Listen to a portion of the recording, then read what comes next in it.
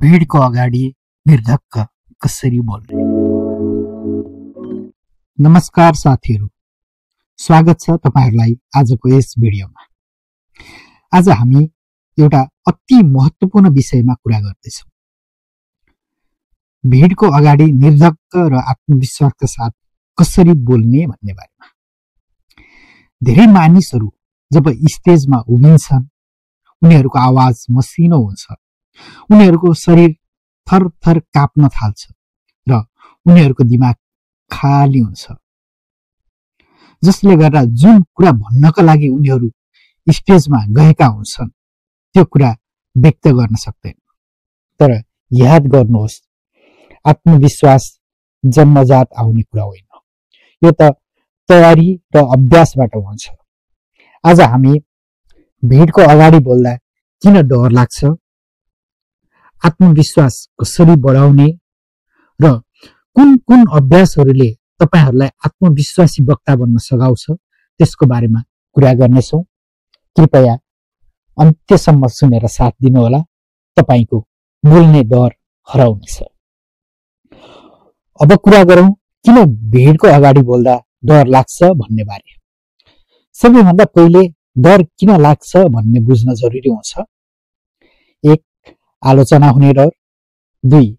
गल्ती हुने डर, 3. अनुभवको कमी, 4. शरीरको प्रतिक्रिया जस्तो कि मुटु छिटो छिटो ढड्किनु, हात खुट्टा काप्नु। तर यो सबै सामान्य कुरा हो। दुनियाँका महान वक्ताहरू पनि सुरुमा डराउँथे। फरक भनेको उनीहरूले डरसँग डराएर होइन, संघर्ष गरेर डरलाई नै जित्न सके। अब कुरा गरौँ तयारी र अभ्यास बारे। पहिले कुरा गरौँ तयारी बारे। तपाईले बोल्ने विषय बुझ्नुभयो भने आत्मविश्वास अत्यन्त बढेर जान्छ। आफूले बोल्ने कुराको नोट बनाउनुहोस्, बोल्ने विषयका मुख्य बुदाहरू रिपोर्ट गर्नुहोस्। अहिलेको समयमा झुटो कुरा गरेर अरूलाई आकर्षित गर्न सकिँदैन, त्यसैले वास्तविक उदाहरणहरू मिसाउनुहोस्। जस्तो कि सफलता भन्ने विषयमा बोल्दा तपाई आफ्नो जीवनको सानो सफल अनुभव मिसाउनुहोस्। यसले भिडलाई तपाईमा जोड्न मद्दत गर्छ। अब कुरा गरौँ अभ्यासको। तयारी गरिएका कुराहरूलाई अभ्यास गरिएन भने त्यसको कुनै अर्थ रहँदैन। त्यसैले ऐनाको अगाडि बोल्नुहोस्, मोबाइलमा भिडियो रेकर्ड गर्नुहोस्, परिवार वा साथीहरूको अगाडि अभ्यास गर्नुहोस्। बारम्बार अभ्यास गर्दा शब्दहरू स्वत सहजसँग निस्किन थाल्छन्। अब कुरा गरौँ ससानो कुराहरूबाट सुरु गर्ने बारे। जुसुकैलाई पनि सिधै ठूलो भिडमा उभिएर बोल्न गाह्रो हुन्छ। पहिले सानो समूहबाट सुरु गर्नुहोस्। 1-2 जना साथी अथवा परिवार अथवा सहकर्मीको अगाडि बोल्न सुरु गर्नुहोस्। पछि बिस्तारै ठूलो भिडमा जानुहोस्। बोल्ने कुरामा शरीरको भाषाको पनि महत्त्वपूर्ण भूमिका हुन्छ।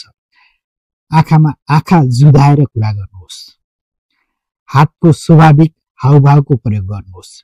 ढुक्क भएर सिधा उभिनुहोस् र मुस्कानका साथ बोल्नुहोस्। याद राख्नुहोस्, शरीरले पनि बोल्छ। तपाईको बोली र हावभाव मिल्यो भने सुन्ने श्रोतालाई पनि तपाईप्रति तुरुन्त विश्वास जाग्छ।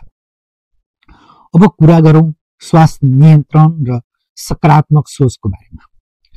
जब स्टेजमा जान लाग्नुहोस् 3 पटक गहिरो सास लिनुहोस्। यसले शरीरलाई सन्तुलित गर्छ र डर घटाउँछ अनि स्वर स्थिर बनाउँछ। हमेशा म गर्न सक्छु भन्ने सोच राख्नुहोस्। मनमा डर आउँदा भिड मलाई सुन्न आएको हो र यो म गर्नुपर्छ भन्ने कुरा सम्झनुहोस्। सकारात्मक सोचले शरीरमा शक्ति ल्याउँछ। गल्ती होला कि भनेर नडराउनुहोस्। कसैले पनि परिपूर्ण बोल्दैन, शब्द छुट्छन्, उच्चारण बिग्रिन्छ, त्यसैले केही फरक पर्दैन। महत्त्वपूर्ण कुरा त सजग रहनु हो। यदि गल्ती भइहाल्यो भने पनि हाँस्दै त्यसलाई सुधार्नुहोस्। भिडले तपाईको इमानदारी मन पराउँछ। अब म तपाईहरुलाई केही उदाहरण पेश गर्न चाहन्छु। महात्मा गान्धी जो पहिलो भाषणमा डरले बोल्नै सकेन, तर त्यसपछि उनले शब्दको शक्ति यसरी देखाए दुनिया उनको शक्तिको फिदा भयो। स्टिभ जब्स, ओपरा विन्फ्रे, उनीहरू पनि सुरुमा डराउँथे, तर लगातार अभ्यासले उनीहरूलाई आत्मविश्वासी बनायो। अब केही दैनिक गर्नुपर्ने व्यवहारिक उपायहरूको बारेमा कुरा गरौँ। प्रत्येक दिन 3 मिनेटको नियम सुरु गर्नुहोस्। जस्तो कि हरेक दिन कुनै विषयमा 3 मिनेट बोल्ने अभ्यास गर्नुहोस्। रेकर्डिङको अभ्यास गर्नुहोस्। आफ्नो आवाज सुन्नुहोस् र सुधार गर्नुहोस्। उच्च स्वरमा पढ्ने बानी बसाल्नुहोस्। यसले तपाईको शब्द उच्चारणमा सुधार गर्छ। आराम गर्ने अभ्यास गर्नुहोस्। बोल्न अघि ढिलो सास लिनुहोस् र अभ्यास गर्नुहोस्। तपाईले सुन्नुभयो, भिडको अगाडि निर्धक्क भएर बोल्न सजिलो छ, तर आवश्यक तयारी, त्यसको लागि अभ्यास, शारीरिक भाषा, सास नियन्त्रण, सकारात्मक सोच र गल्तीलाई सहज स्वीकार्ने बानीको विकास गर्नु जरुरी छ। आजैबाट अभ्यास सुरु गर्नुहोस्। सामान्य आत्मविश्वासले पनि तपाईलाई जीवनका हरेक क्षेत्रमा सफल बनाउन मद्दत गर्दछ। यदि यो भिडियो मन पर्यो भने लाइक, कमेन्ट, शेयर र सब्स्क्राइब गर्न नबिर्सनुहोला। अर्को भिडियोमा फेरि भेटौँला। तपाईहरुको जय होस्। धन्यवाद।